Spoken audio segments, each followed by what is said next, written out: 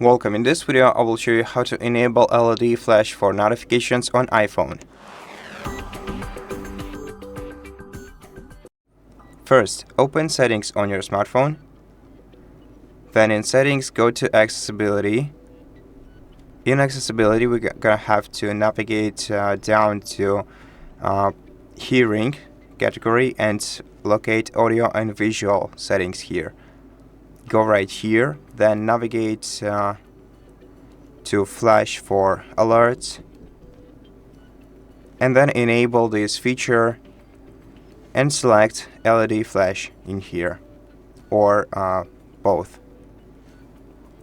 And you can also enable flash while unlocked and in silent mode using these two toggles. And that's how we do it. Thank you for watching this video. If you liked it, please consider subscribing to our channel, leave us a like in the comment below, and I'll see you in the next one.